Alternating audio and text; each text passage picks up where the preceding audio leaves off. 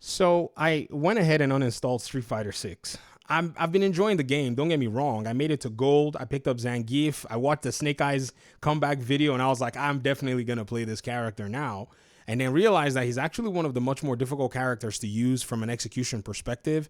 But you have modern controls and so on and so forth. But I'm a noob in fighting games as well. So what made a noob like me go ahead and uninstall the game? And not that I'm just a noob, I'm a noob who has a very high interest in learning and getting decent. I don't want to be a professional, but I do want to be able to hold my own when I hit a fight, or when I'm actually going against someone who may be in my same player skill level. So that's something that I would love to do.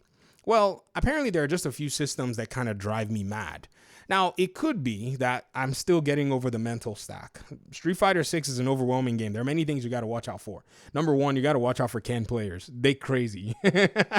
They play kamikaze video game. They do not care about punishes.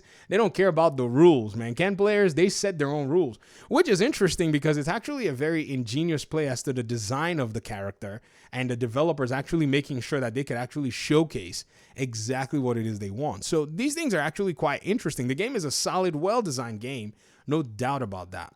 But I do see a few challenges, which I don't want to necessarily go ahead and start saying they need to make changes or nerf these things.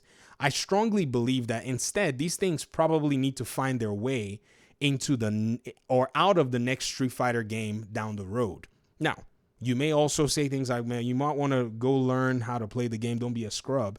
I get it. But remember, casuals usually fund these kinds of games for the hardcore community. All of your pros, there are not enough of them to pay for a project like this. The 1 million players who were able to basically jump in on this game in week one are to thank. And you know what I mean? And so I know that, and I know the casual players don't, they probably don't hear things like this. And I know the pros don't look down on casual players. I'm just saying, let's not fall into that temptation. So what are these drive mad, scenarios? What are these things going on? Well, number one is drive impact. I've never seen I thought crushing blows from Mortal Kombat 11, or fatal blows, sorry, from Mortal Kombat 11. I thought that was bad, but drive impact is a persistent evil within the whole game. Does that make sense? Like, I've seen bad players, and I've experienced them in my journey. They've used it to steal turns when they make the wrong choice. They do something wrong, and they will basically, out of nowhere, while you're about to start punishing them, or while you're taking measures to provide pressure, or you now take your turn, and it removes your agency and your choice as the person who has the advantage from making the right decision to actually block a player's string. So already that puts you at a disadvantage for the player who's actually trying to get the job done.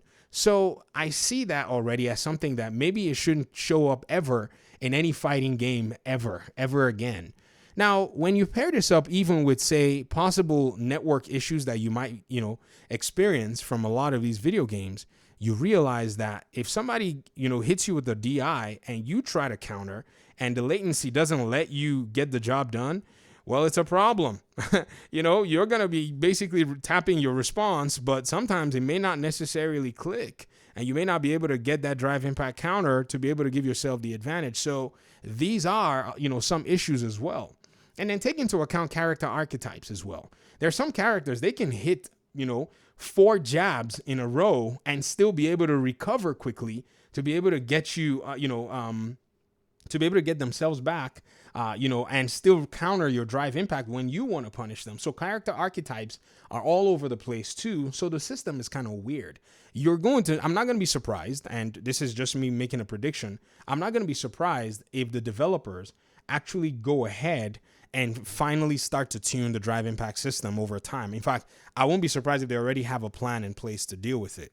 When you actually stack this up and go ahead and say, okay, what could be the next thing that made you go kind of crazy and, forced you to go ahead and uninstall this game, which, by the way, I installed back again. It was just a frustrating moment at the time.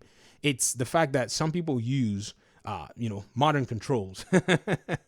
Now, hear me out. Modern controls are not essentially an evil thing. But here's the thing. When you pair it with drive impact, and you pair it with all of the different conditions within which a fighting game should function, you now have yourself a very interesting problem, which is there is very marginal room for error for the person who has a much less barrier to execution precision than you. So I use Zangief. I use the classic controls. I chose to. Don't get me wrong. I could have used the manual. I could have taken, modern, sorry. I could have taken the 25%, whatever. But keep in mind that the fact that you can drop your combo is something that every player should fear. Like in this instance here, I hit this guy with the super. He missed his punish.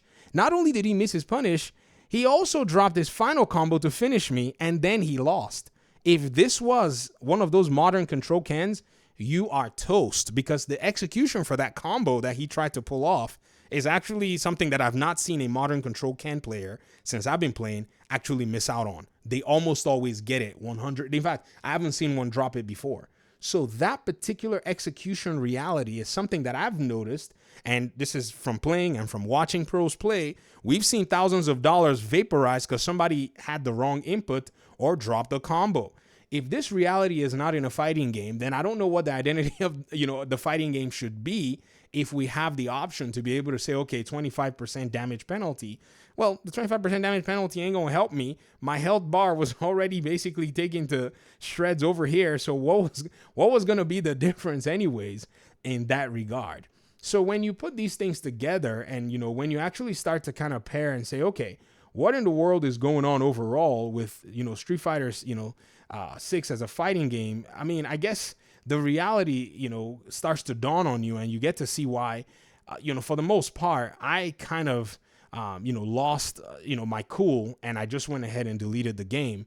But I have installed the game, and I just wanted to go ahead and talk about these things because I just don't really know who else might be dealing with these issues. But I want to say, if you're dealing with them and, maybe somewhere, somehow you just feel dissatisfied, it's just what comes with fighting games. Every fighting game has got its strengths.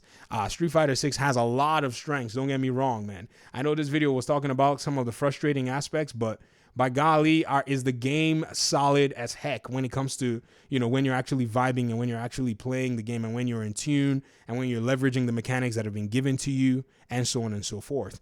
But regardless, I still think that these two systems probably never should make their way into the next Street Fighter game ever again. Now, you might say, okay, what, about the advantages of having, say something like, the accessibility side where the modern controls are here to bring it. I get it. But Street Fighter has always been designed like an arcade game. And the developers have tried their best to do something to meet everybody in the middle. Basically meet the, veteran players in the middle and meet the new players in the middle. That's basically what I think they're going for. They could always change the input requirements for moves. That happens in Mortal Kombat. Some things will probably be similar. Some input, requirements are probably going to be, easy to execute. But at the end of the day, when you think about, how they can actually go ahead and deal with that, then there's no doubt that they can actually make those changes, But again, at the end of the day, Hadouken and Shoryuken have always been, Street Fighter staples. So you're eventually going to have to learn it, at the end of the day. They could also provide a lot of different support. Like a game like Mortal Kombat, they allow for players who are playing on PC who may have a disability to be able to use a keyboard. I'm sure Street Fighter probably has the keyboard support. I need to check. I have the PC version, so I probably need to check and see. So this is pretty much something that I believe could actually, be designed in a way that is interesting enough to be able to get a lot of different players, into the game and engage in the game in a much more balanced way when it comes to, factoring everything that makes a fighting game what it is, in my opinion anyways. But again, my thoughts on this are probably very limited. If you kind of think about it, I am the new person here. So I guess we'll see what the, professional players and what the general community of players are saying after a while here. And we'll realize maybe, there might be some, middle ground solutions at the end of the day. But thanks for watching. I appreciate you guys taking the time to watch my rant. And that's pretty much it. Peace out.